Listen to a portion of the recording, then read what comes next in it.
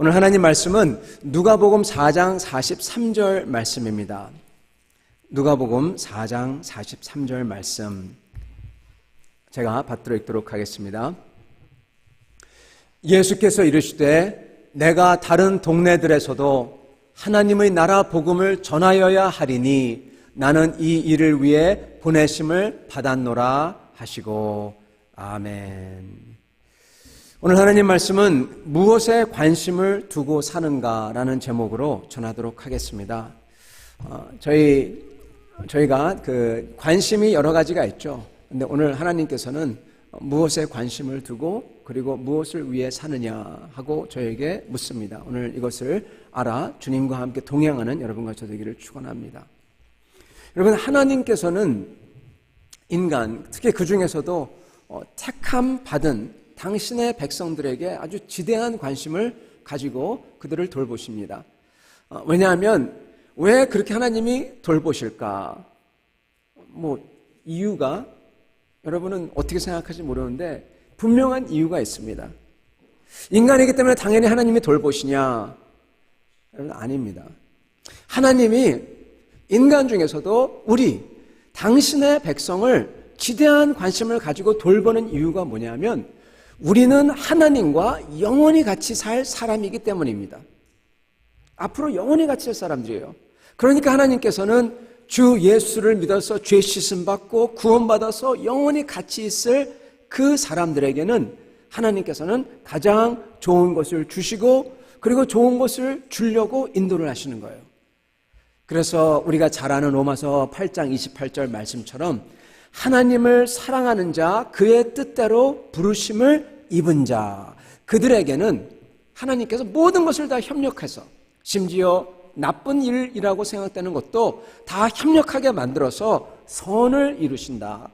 여러분, 선 중에서 가장 큰 선은 하나님과 영생을 누리는 거죠. 이것을 이룬다고 기록하는 겁니다. 여러분, 하나님께서 그렇게 관심이 있으세요. 그리고 우리의 삶을 인도하십니다. 하나님이 멀리 있지 않습니다. 가까이 계셔서 택함 받은 백성들은 하나님이 인도하세요. 자, 그렇다면 하나님께서 우리를 관심 있게 봤을 때 우리 가운데에서 무엇을 보시냐? 하나님께서는 과연 우리의 관심이 또한 어디 있는지 보십니다. 우리 예수 믿는 사람들의 관심은 과연 어디 있어야 될까요? 여러분은 사시면서 무엇에 관심을 두고 일하시고 쉬시고 또한 즐기십니까? 오늘 주님께서는 이것을 우리에게 묻습니다. 무엇을 관심을 두고 사느냐? 오늘 우리는 하나님께서 바라시는 것에 관심을 두고 이걸 위해 살아서 하나님이 주는 큰 축복과 행복을 누리는 분들 다 되시기를 바랍니다. 하나님의 말씀인 성경을 보면요, 예수님을 믿는 사람들은 아주 큰 축복을 받은 사람인 것을 알 수가 있습니다. 성경을 보면 우리 예수 믿는 사람들은 이 세상에서 가장 큰 축복을 받은 사람들이에요. 왜 그러냐 물으신다면 하나님께서 내가 태어나기 전부터 나를 알고 나를 창세 전부터 택했고 그리고 예수 자기 아들의 목숨까지 주면서 나의 모든 죄를 다 도말했고 그리고 성령으로 거듭나게 해가지고 그리고 성령과 함께 신앙생활을 하다가 결국 이 세상을 떠날 때에는 하나님 나라에 들어가서 주님과 영원히 사는 영생을 정말 엄청난 복을 주셨다고 성경은 얘기를 하고 있습니다. 여러분, 아까 우리 홍 집사님이 와서 기도를 하실 때 우리의 부족한 점을 항상 이렇게 용서해 주시는 하나님에 대해서 감사하다고, 우리는 항상 부족하다고 그런 기도를 조금 전에 올렸죠. 여러분, 그 기도를 제가 같이 기도하면서 갑자기 느끼는 게 있었어요. 맞다. 너무나 부족하다. 너무나 모자르다. 그리고 우리가 하나님 앞에 지은 죄를 다 센다면은 정말 이루 말할 수가 없구나. 그 생각이 한꺼번에 확 밀려오더라고요. 여러분, 저희는 죄를 잘 까먹고 삽니다. 우리가 우리 자신을 평가하는 거하고 우리가 다른 사람 평가하는 거하고 좀 달라요. 다른 사람은 아주 엄격하게 평가해요. 잘 보여요. 잣대를 쉽게 가져다 냅니다. 근데 우리 자신은 내가 어떤지 잘 안 보여요. 다른 사람이 말해줘도 그게 사실이 아닌 것처럼 들려요. 저희는 저희 자신을 잘 모릅니다. 그러다가 어떤 때는 어떤 계기를 통해서 그 모든 게 한꺼번에 몰려와요. 한꺼번에 몰려오고 그때 깨달음이 있을 때가 있죠. 그러면 하나님께서는 만약에 우리에게 내가 잘못한 것 하나 두 개만, 내가 아주 크게 잘못한 것 그것만 용서해주고 나머지는 네가 알아서 해야 된다. 그러면 얼마나 힘들까요? 그 영화를 보면은 그러한 영화들이 있습니다. 특히 미국 영화에 그런 게 많은데 과거에 잘못을 저지른 다음에 이것을 씻기 위해서 노력하는 영화들이 나옵니다. 그러면 그런 영화들을 보면은 사람들이 죄책감 때문에 이것을 씻으려고 그렇게 노력을 하는데 그 씻기지 않죠. 암만 해도 자기가 그 딱지 붙은 게 띄어지지 않고 어디에 가면은 그 딱지가 드디어 드러나고 제일 유명한 게 여러분과 제가 잘 아는 레미제라블이죠. 장발장이죠. 그렇게 잘못한 것 때문에 계속 돌아다니고 가는 곳마다 선행을 하고 잘 했는데 끝에 이게 드러나요. 그래서 또 도망을 가고 또 도망을 가고. 여러분 저의 인생에서 여기에 계신 분들은 그렇게 큰 잘못은 저지른 분이 아마 없으시겠지만 그렇지만 그러한 큰 잘못을 저질러서 도망을 가다가 그게 발견되고 발각되고 그게 발견되지 않더라도 내 속에서 꿈틀거리며 나올 때 여러분 그것을 어떻게든 씻으려고 하는 그 인간의 모습들, 하나님은 여러분 그 모든 것을 다 도말했다고 합니다. 끝냈다고 합니다. 끝냈어요. 나는 새로운 모습으로서 예수 안에서 완전히 새롭게 쓸 수 있다고 그래요. 여러분 그 세컨드 찬스, 다시금 새로 주시는 기회, 세컨드 찬스가 아니라 잘못하면 3번, 4번 무한하신 은혜와 그러한 은혜, 여러분 이러한 은혜를 받은 우리는 엄청난 복을 받은 사람입니다. 주님께서 깨끗하게 기억하지 않고 그리고 저희에게는 영원한 삶을 누리는 그러한 복을 주셨다. 그렇게 얘기합니다. 성도 여러분 한번 가만히 생각해 보시길 바랍니다. 정말 크리스천만큼 더 이상 어떻게 더 좋은 삶을 살 수 있을까? 아마 여러분 뇌리 속에는 금방 스쳐 지나갈 거예요. 와, 저런 사람은 더 좋은 삶 사는 것 같은데, 저런 사람은 저런 것도 가졌는데, 야, 저 사람은 요트도 가지고, 저 사람은 별장이 3개고, 저 사람의 자녀들은 저렇게 잘 되고, 별 생각이 다 날지도 모르겠습니다. 여러분, 예수 믿어 하나님의 자녀된 사람들이 가장 귀한 복을 받았고 가장 행복한 사람인 줄 믿습니다. 여러분, 저희는 영혼을 소유한 사람이기 때문에 그렇습니다. 근데 오늘날 안타깝게도 예수님을 믿는다고 하면서도 정작 자기가 받은 복이 뭔지 모르고 얼마큼 크고 귀한 건지 모르고 사는 사람들이 참 많습니다. 예수님을 안다고 믿는다고 하면서도 대체 내 신분이 어떤지, 내가 누군지, 내가 가진 게 얼마나 큰지 모르고 힘들게 사는 분들이 너무나 많으세요. 여러분, 그런 분들은 안타깝게도 예수님을 믿는다고 하지만 예수님 때문에 느끼는 기쁨은 느껴보지 못해요. 신앙생활을 하더라도 그 구원을 받았을 때 그 즐거움, 내 죄가 도말되고 주님이 나와 함께 계시고 지금 내 기도를 듣고 계시고 실제로 그 기도가 이루어지는 그 즐거움이 없고 교회를 나가면서도 정말 힘들게 나가고 습관 또는 친구들을 만나러 나가는 예수를 믿어서 느끼는 행복과 기쁨 없이 그냥 형식적인 신앙생활을 사는 분들이 참 많이 계십니다. 여러분, 이건 참 불행하게 사는 겁니다.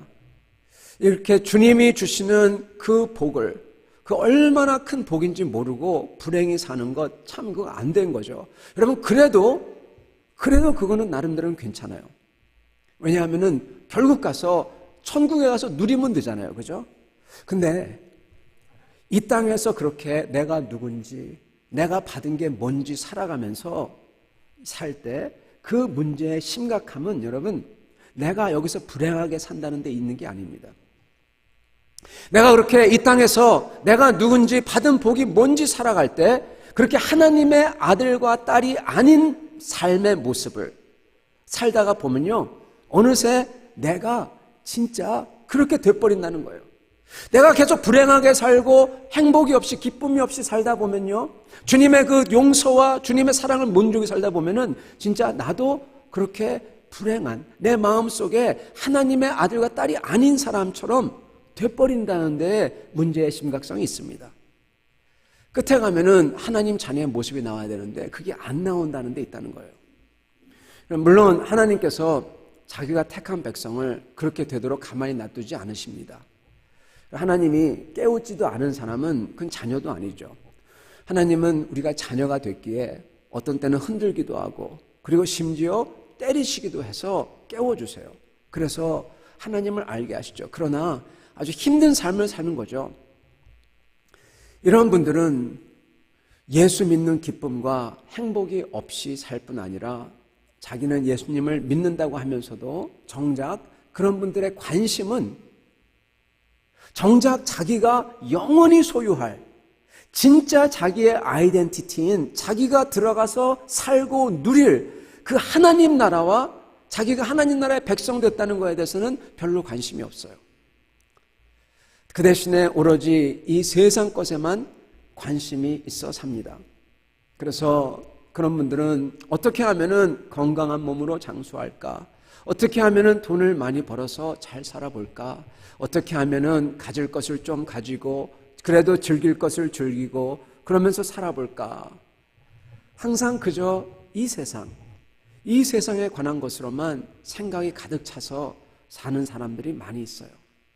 여기 계신 분들 중에서는 그런 분은 없겠지만 그래도 사람의 마음속은 모르기에 혹시 이 중에서도 그런 분이 계시다면 오늘 하나님 말씀에 귀를 기울여 보시기를 바랍니다. 여러분, 이사야서 40장을 보면요, 거기에 하나님이 이사야에게 이렇게 말씀하세요. 외쳐라, 그렇게 말합니다.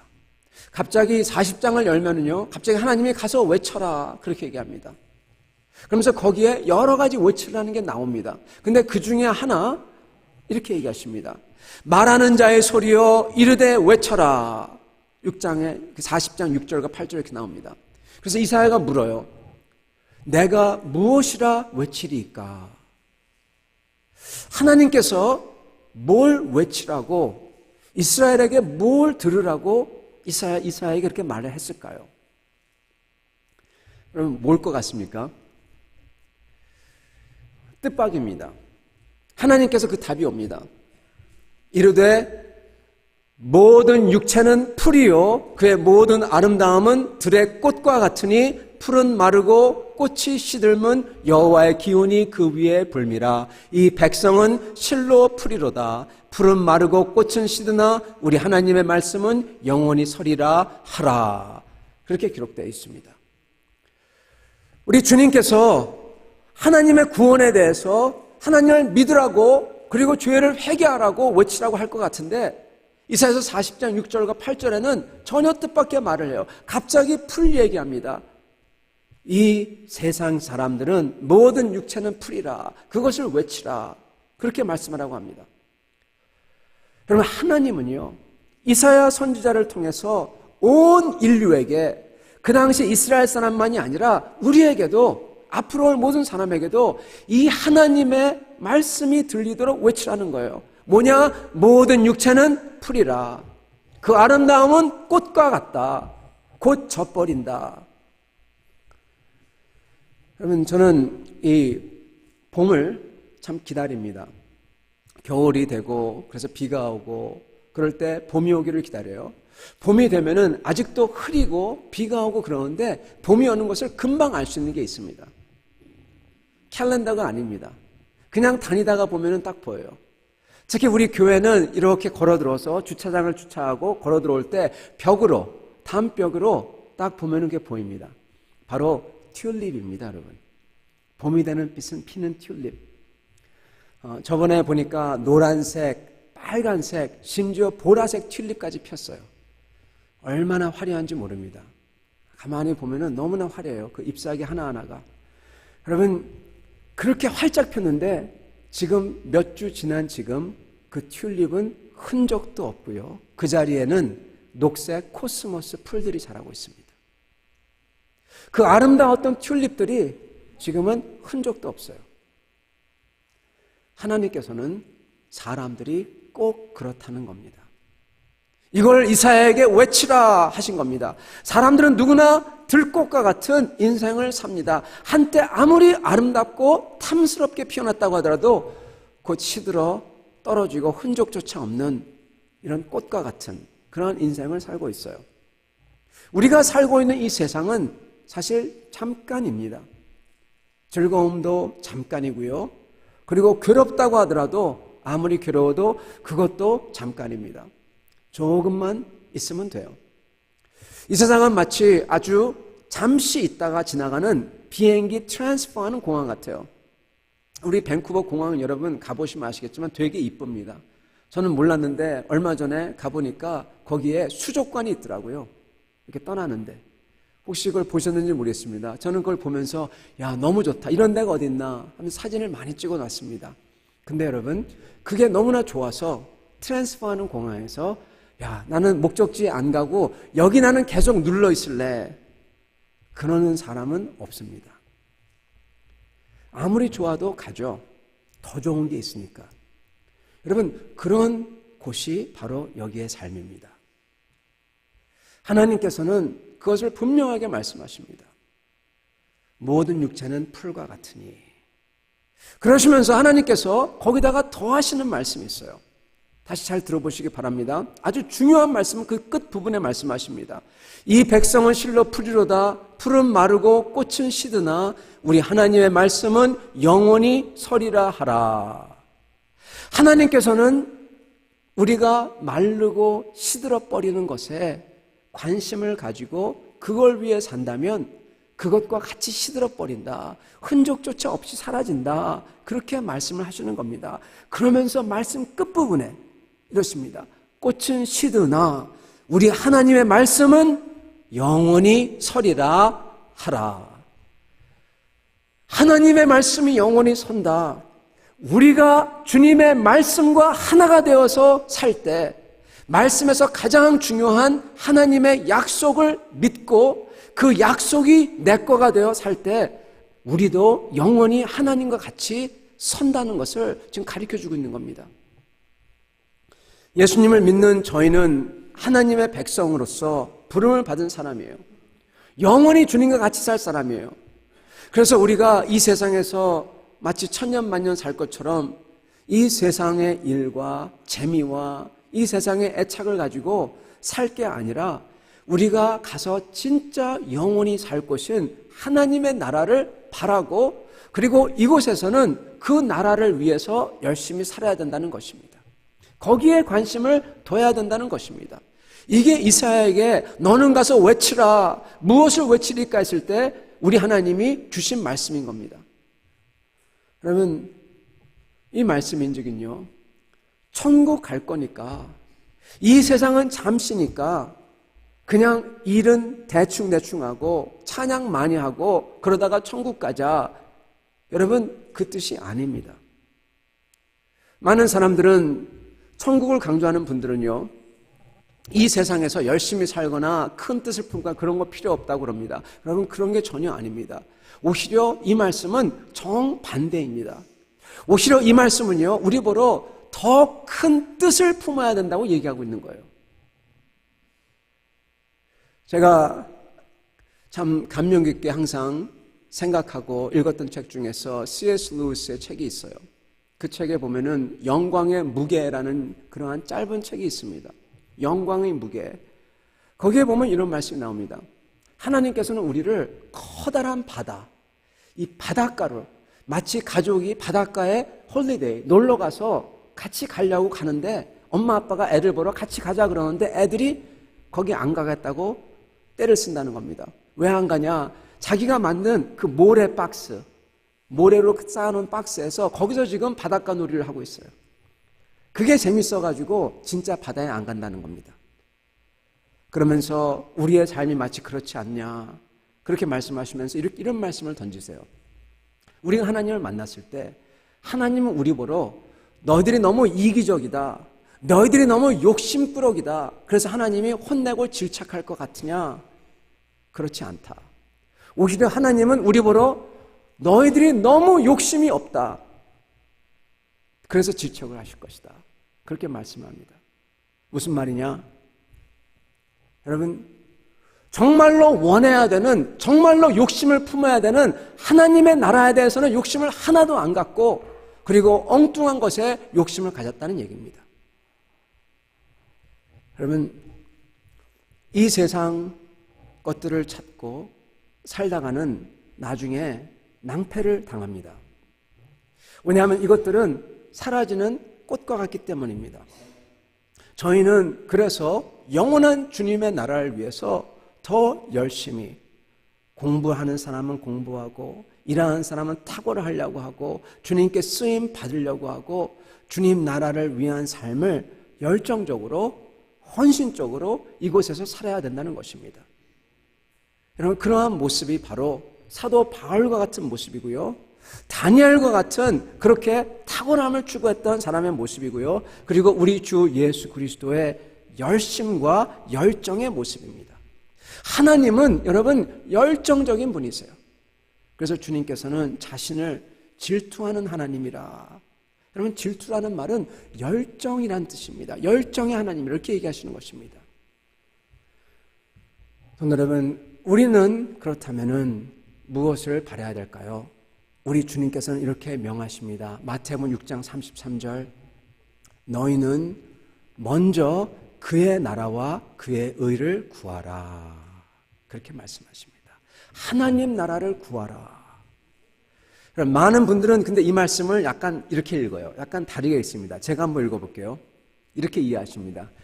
너희는 먼저 그의 나라와 그의 의를 구하라. 그리하면 이 모든 것을 너에게 더하시리라. 이렇게 읽습니다. 근데 이 말씀은요, 이렇게 읽어야 됩니다. 너희는 먼저 그의 나라와 그의 의를 구하라. 나머지는 하나님이 알아서 해줄 거다. 이렇게 읽어야 됩니다. 여러분, 나머지는 부수적이라는 거예요. 이 짧은 세상 살면서 딴 거 찾지 말고 하나님 나라에 관심을 두고 그것을 무엇보다 먼저 찾고 구하고 그걸 위해 기도하고 두들기는 삶을 살아가는 거예요. 나머지는 나머지예요. 나머지 위에 살지 말라는 겁니다. 우리는 우리의 삶의 초점을 하나님 나라에 맞추고 그의 나라를 위해서 살아야 될 겁니다. 여러분, 그렇다면은 하나님 나라를 위해서 산다고 하면은 뭐를 하는 게 하나님 나라에 초점을 맞추고 그 나라를 구하는 것일까요? 오늘 저희가 이것을 잘 알아서 실천하여서 하나님 나라를 저의 삶에서 이루는 저희 되길 바랍니다. 여러분, 하나님 나라, 천국이라고도 하죠. 그것을 구하면서 산다는 건요, 한마디로 말하자면 먼저 우리 마음속에서 항상 천국을 이루고 살고 우리 가정과 교회에서 일터에서 천국 백성으로 이 천국의 복된 소식을 전하고 증거하면서 살고, 그러다가 하나님 나라가 이 땅에 임할 때 주님과 영원히 사는 것입니다. 이게 큰 그림이에요. 하나님 나라 된 백성의 큰 그림입니다. 먼저 여러분, 저희가 알아야 될 것은 하나님 나라는 이 땅에서는 오직 부분적으로 임한다는 것입니다. 여러분, 이 세상에서 수많은 사람들이 하나님 나라 얘기는 안 하지만은 모든 게 다 잘 된다, 지상 천국을 이룬다, 이러한 약속을 가지고 옵니다. 여러분, 그런 사람들 대부분 다 이단 아니면은 아주 끔찍한 사람들이에요. 그러한 것을 통해서 얼마나 끔찍한 일이 일어나는지 모릅니다. 여러분 잘 아시지만은 나치 독일이 그랬고 공산주의가 그랬고 이단들이 그걸 약속하죠. 근데 들어가 보면 끔찍해요. 여러분, 이 땅에서는 오직 부분적으로만 임합니다. 아무리 우리가 주님을 따르더라도 불완전하고, 아무리 교회가 하나님의 백성이라도 불완전해요. 부분적이에요. 이거는 오직 하나님이, 우리 주님이 다시 이 땅에 임할 때, 이 땅을 다 다스릴 때만 일어나는 겁니다. 여러분, 그때까지는 저희는 이 땅에서 우리가 우리는 그 모든 것을 완벽하게 하려는 게 아니라 우리는 우리에게 주신 것을 그냥 하면 됩니다. 우리에게 주신 게 있어요. 하라고 주신 게 있습니다. 주님의 나라가 임할 때까지. 그것을 보고 여러분 사명 또는 소명이라고 합니다. 예수를 믿는 사람에게는 그게 다 있습니다. 우리 주님은 자기 자신도 분명한 사명을 가지고 있었어요. 누가복음 4장 43절 오늘 말씀이죠. 우리 주님이 이렇게 말씀하십니다. 우리 주님께서 그 모든 사람들을 치유하고 막 병을 고치고 그러니까 사람들이 더 있어달라고 막 그럽니다. 그러니까 주님께서 이렇게 얘기하세요. 내가 다른 동네에서도 하나님 나라 복음을 전하여야 하리니 나는 이 일로 보내심을 입었노라. 우리 주님께서는 하나님 나라의 복된 소식을 전하는 게 자기의 사명이다. 그렇게 말씀합니다. 우리 주님이 그러면 우리는 어떻습니까? 마찬가지죠. 나의 주가 그러신데 나도 당연히 그렇죠. 하나님 나라를 위해서 부름받았다는 겁니다. 이게 소명이에요. 여러분, 우리는 이 소명이 부르심이 있다는 것을 분명히 깨달아야 됩니다. 사람들이 예수를 믿으면서도 왜 정말 예수를 믿는 사람처럼 못 사냐? 이 소명, 사명, 내가 반드시 해야 되는 것, 이러한 개념이 없기 때문에 그렇습니다. 그냥 예수 믿고 교회 다니면 되지. 여러분, 우리 주님은 우리를 불렀어요. 사명을 줬어요. 명을 줬어요. 어명을 주시는 겁니다. 그 명을 받은 사람은 그 명을 따르기 위해서 자기의 삶을 다 맞춰갑니다. 거기다 다 집중해 가요. 그게 우리의 사명이고 우리의 모습이에요. 그리고 그것의 끝은, 그것의 대가는, 그것의 상은 영원한 하나님 나라에 있어요. 영원한 하나님 나라를 모르는 사람들, 그 사명을 모르는 사람들은 그렇기 때문에 예수를 믿어도 여기서 그냥 바람 부는 대로 따라가며 사는 것이에요. 저희는 이 사명을 따라 살아야 될 것입니다. 근데 여러분, 이걸 하기 위해서는 그 전에 이루어져야 되는 게 있습니다.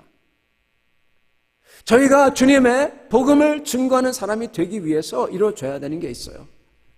그게 무엇입니까? 그럼 그건 바로 우리 마음속에 이 천국이 이루어지는 겁니다. 여러분, 다른 말로 바꿔 말하면은 성령 충만해져서 주님 앞에서 기뻐하고 감사하는, 주님과 함께 사는 그 사람이 되는 겁니다. 여러분, 하나님 나라에 대해서 말로 증거를 하지만 내 영혼에 정작 그런 기쁨이 없다. 그러면 여러분 아무도 믿지 않을 거예요. 그래서 우리의 첫 번째 사명은 다른 사람에게 뭘 하는 것 전에 우리 자신의 마음속에 먼저 주님의 나라가 임하도록 해야 되는 겁니다. 누가복음 17장 20절 21절에 보면은 바리새인들이 예수님께 나와서 묻습니다. 언제 하나님 나라가 어디에 임합니까? 그럴 때 예수님께 이렇게 대답하세요. 하나님의 나라는 볼 수 있는 게 있게 임하는 게 아니라 또 여기 있다 저기 있다 못하리니 하나님의 나라는 너희 안에 있느니라. 그렇게 말씀하십니다. 성도 여러분, 어떤 사람들은 이것을 잘못 이해해가지고 하나님 나라는 그냥 내가 느끼는 것, 내가 생각하는 거다. 그렇게 생각한 분들도 계세요.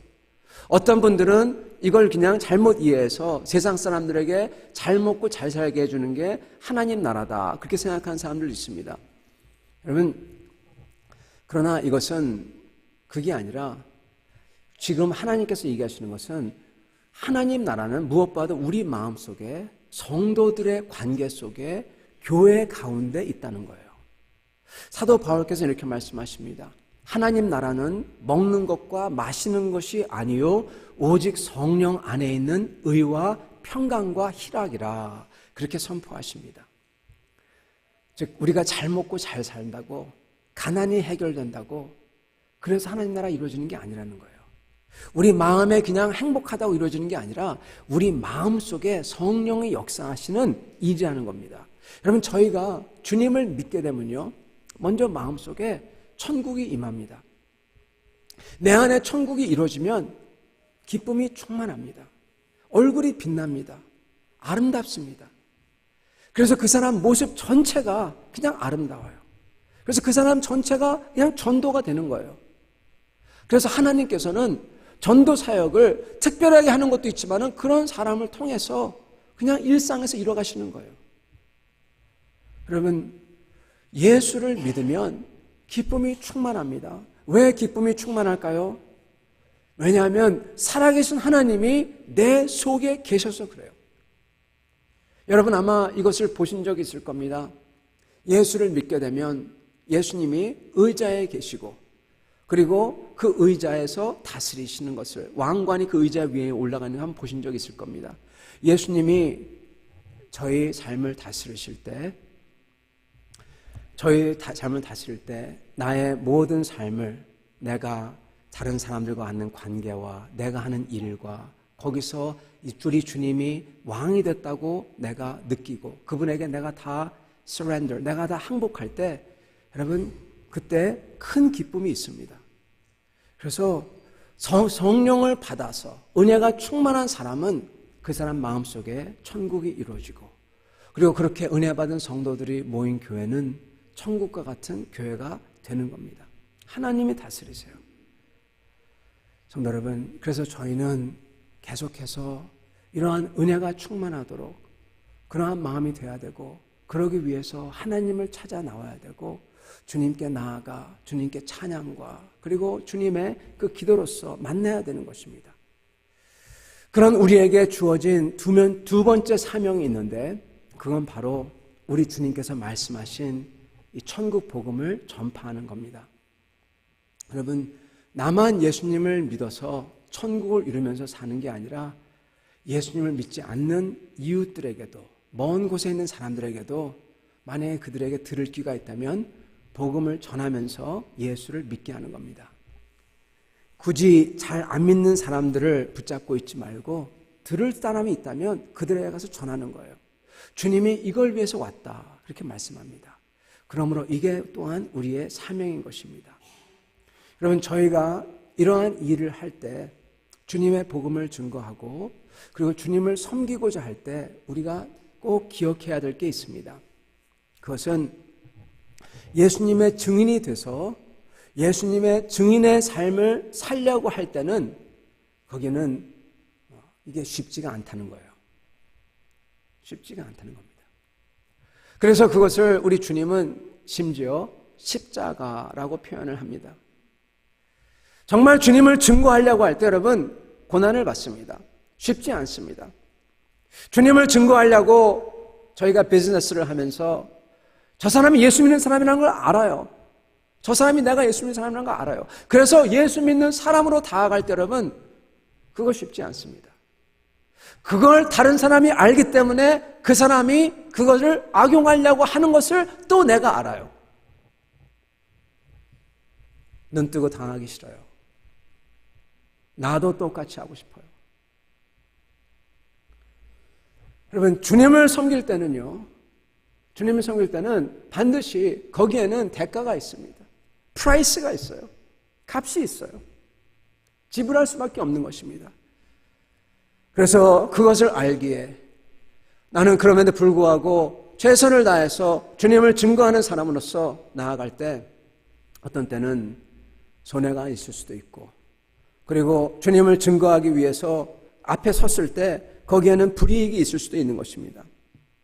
얼마 전에 요즘에 미국에서 하도 총기 사건이 많이 나기 때문에 이제는 어떻게 보면은 이제는 뭐 거진 일상이 되어버린 거나 다름없죠. 하도 많이 나죠. 근데 얼마 전에 작년에 총기 사건이 학교에서 일어난 적이 있어요. 여기서 멀지 않은 곳입니다. 워싱턴 스테이트에 일어났어요. 거기서 애들이 들어와서 사람이 들어와서 총을 가지고 겨눕니다. 비슷해요. 총을 막 쏘죠. 근데 이번에는 뭔가 달랐습니다. 뭐가 달랐냐면은 물어봅니다. 너 하나님이 있다고 믿느냐? 그걸 물어봅니다. 하나님을 믿는다는 사람만 일어나 보라고 그래요. 그 자리에서. 여러분, 딱 보면 분위기가 잡히잖아요. 안 일어나고 싶잖아요. 근데 놀라운 거는 사람들이 일어납니다. 그러면서 한 사람 한 사람이 물어봅니다. 너 하나님이 살아있는 거 믿냐? 그럴 때 첫째 사람이 yes. 바로 그 순간 방아쇠를 당겨버립니다. 머리에 피를 뿜고 쓰러져요. 그 다음 사람이 물어봐요. 너는 하나님이 살아있는 걸 믿느냐? 여러분, 머리에 피를 뿜고 쓰러지는 걸 보면서 그 패닉에 있어가지고 그걸 물어보면 여러분 어떻게 하시겠습니까? 신기한 것은 그때 다른 사람도 yes. 또 당깁니다. 또 당깁니다. 또 당깁니다. 예수 믿지 않는 사람들은 그냥 다리에 총을 쏘거나 그냥 지나갔어요. 한 사람이, 맨 처음 사람이 그렇게 믿는다고 했을 때 그걸 죽고, 그 다음 사람이 자기도 믿는다고 했을 때 그걸 죽고, 다른 사람들도 용기를 얻어 yes 한 거죠. 저희가 주님의 증인이 된다고 했을 때 여러분 쉽지 않은 것입니다. 이득, 손해, 여러분 심지어 목숨마저도 어떤 때는 저희가 바쳐야 되는 것입니다. 사도 바울은 이렇게 말씀하십니다. 현재의 고난은 장차 우리에게 나타날 영광과 비교할 수 없도다. 여러분, 장차 나타날 영광과 비교할 수 없도다. 그 하나님 나라에 초점을 맞춘 사람은, 하나님 나라에 관심을 가진 사람은 이럴 때 yes 할 수가 있는 것입니다. 그리고 그걸 위해서 자기 것도 다 내놓을 수가 있는 거예요. 주님께서는 그러한 사람을 부르시고 그러한 사람에게 은혜를 주시는 것입니다. 사랑하는 성도 여러분, 하나님 나라는 영원합니다.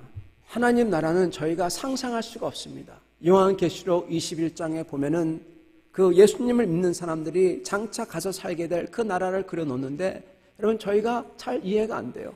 물론 수정과 벽옥과 이런 거를 설명을 합니다. 여러분 그러나 저희가 하나 아는 것은 하나님의 나라는 분명히 영원한 나라가 있고 저희는 이 땅에 와서 잠시 머물다가 가는 사람이고 여기는 마치 대합실과 같고 공항과 같고 여기에서 모든 소망을 걸고 이것을 위해서 살 수가 없다는 것입니다. 그런 사람이 제일 어리석다는 것입니다. 하나님 나라를 위해서 거기에 초점을 맞추고 관심을 두고 그 하나님 나라를 내 마음속에서 이루려고 하고 그리고 그것을 위해서 내가 온 힘을 다해 사는 사람들은 심지어 이런 고난이 찾아올 때 거기서 하나님을 온전히 증거하며 살아갈 때 그 사람에게는 말할 수 없는 영광이 있다고 하시는 것입니다. 사랑하는 성도 여러분, 예수님께서는 일평생 그 나라에만 관심을 두고 살았습니다. 어디에 가시든지 그를 전파하며 그리고 십자가에 그 나라를 위해서 십자가에 못 박혀 죽으셨습니다. 그리고 부활하셨습니다. 그리고 우리도 그의 길을 따르는 사람은 그렇게 부활하며 영광을 누린다고 약속을 하셨습니다. 그게 복음이에요, 여러분. 우리는 하나님의 나라에 관심을 두고 살아야 할 것입니다. 성도 여러분들은 그러한 나라를 바라며 거기에 온 힘을 쏟으며 그래서 주님께서 재림하실 때 하나님 나라에서 면류관 쓰고 함께 영광 중에 다스리는 모든 백성 되기를 예수 그리스도로 축원합니다. 같이 기도하겠습니다.